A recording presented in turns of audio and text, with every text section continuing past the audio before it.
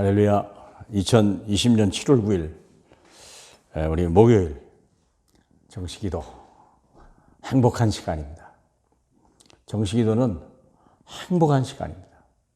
특별히 정식기도는 성경에 있는 언약을 잡고 또 강단 메시지 잡고 그리고 그 언약이 내게 성취된 날을 위해서 내가 준비하고 내 마음속에 각인이 되고 그릇 준비할 수 있다면 영적 서밋, 영적 타임, 영적 우리가 자세, 영적인 그릇을 준비하는 시간이 정식기도 시간입니다. 자, 오늘 이 시간에는 아무도 못하는 일, 그 일을 하는 사람을 남길 자라고 얘기하는 거예요. 최종 결론입니다. 남은 자, 남는 자, 남을 자, 남길 자. 본문은 사무엘상 16장 13절입니다. 말씀을 봉독합니다. 사무엘이 기름 뿔병을 가져다가 그의 형제 중에서 그에게 부었더니 이날 이후로 다윗이 여호와의 영에 크게 감동되니라. 아멘. 바로 그거예요. 하나님의 영에 크게 감동된 사람, 육의 사람이 하나님의 영이 사람이 되었다. 이건 엄청난 변화입니다. 이건 상상도 못할 변화입니다. 저와 여러분이 성령의 충만함을 받았다. 이건요, 세상이 감당하지 못하는 사람이 된 거예요. 죽을 수 없는 사람이 영생 얻어버렸죠. 하나님의 자녀죠. 흑암견에서 결박하는 그런 사람이 돼버린 건데 생각해 보세요. 새로운 영적 DNA가 생겼는데 생각해 보세요. 그런 사람을 뭐라고 하냐? 남길 자. 남길 자는 뭡니까? 이 지역에서 끝까지 남아서 하나님 나라를 위해 일하는 지역 사령관이요. 이제는요, 모든 길이 종결이요. 남길 자. 누구나 할 수 있다면 우리를 부르지 않았죠. 아무나 할 수 있다. 훌륭한 사람, 똑똑한 사람, 용감한 사람이 할 수 있다. 그러면 우리를 부르자. 그런 일에는 우리를 안 불러요. 하나님이 그런 사람 써버리고 말죠. 뭐로 힘들어요? 하나님께서 우리를 그렇게 부르셨습니까? 생각해 보세요. 우리를 부르신 게 그냥 부른 게 아니잖아요. 십자가에서 자기 아들을 대속해서 우리를 부르셨는데 엄청난 값을 치른 거예요. 감히 감당하지 못할 만큼. 그러면 그만큼 가치 있는 일을 위해서 우리를 부른 거 아니겠습니까? 그래서 오직 복음의 능력, 그냥 복음이 아니고 오직 복음. 오직 그냥 복음이 아니에요. 오직 복음. 이 말은 예수 그리스도 안에 모든 게 다 있다는 거예요. 그 안에 신령한 것이나 이 땅에 모든 필요한 모든 것들이 그 안에 다 있고 그 능력이나 지혜나 모든 것들이요. 이 복음을 가진 자를 이길 자가 없어요. 하나님의 영에 감동된 사람 다윗. 이 사람을 이길 자가 없어버렸다니까요. 생각해봐요. 골리앗도 못 이겼다니까. 그래서 뭐 해야 됩니까? 모든 일, 모든 사람을 초월해라. 형들이 시기하고 뭐 얼마나 뭐라 하겠습니까? 네가 또 교만해졌구나 그러니까. 왜 내가 이유가 없겠습니까? 모든 일을 초월해라. 요셉 같은 사람도요. 이 엄청난 이 일을 위해서 어떻게 애굽을 이깁니까? 그런데 모든 걸 초월해요. 형들도 보디발의 아내도 또 자기의 은혜를 잃어버린 또 장관도 모든 걸 초월한 거예요. 왜냐? 그게 중요한 게 아니거든요. 지나가는 거예요.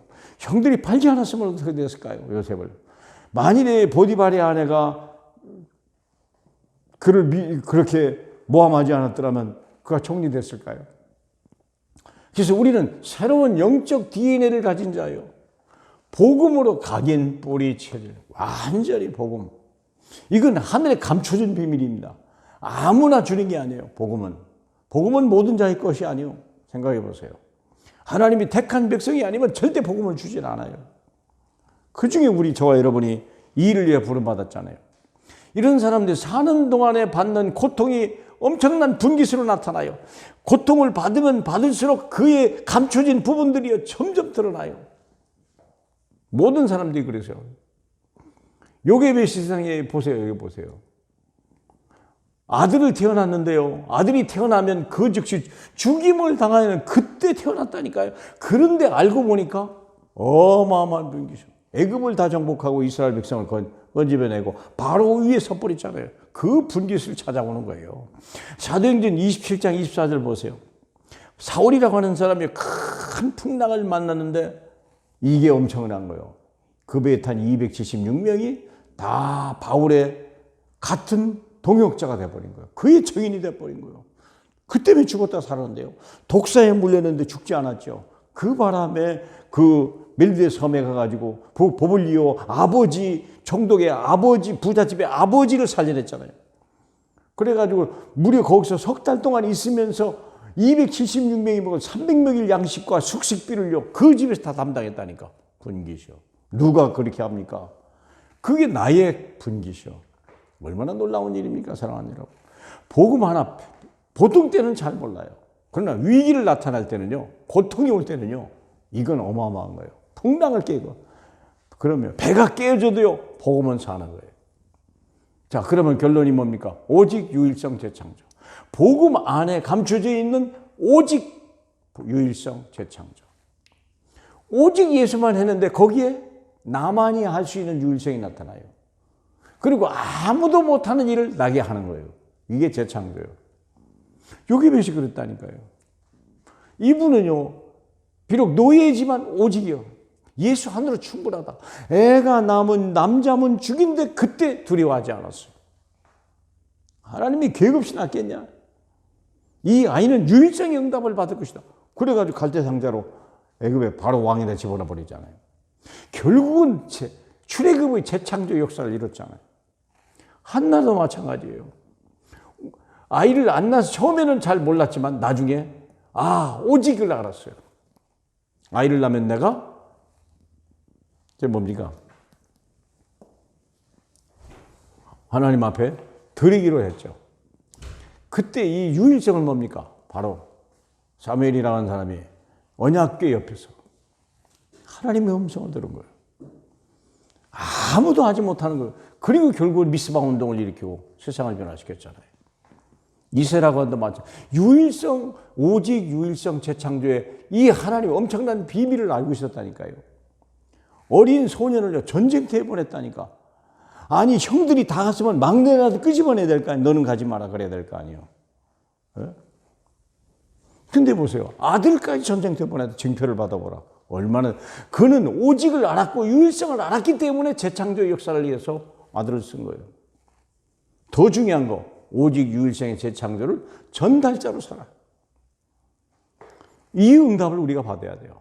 다음의 세대에 나보다 더 큰 출애굽의 세대가 중요한 게 아니에요. 가나안 정복하는 세대가 더 중요한 거예요. 그렇죠?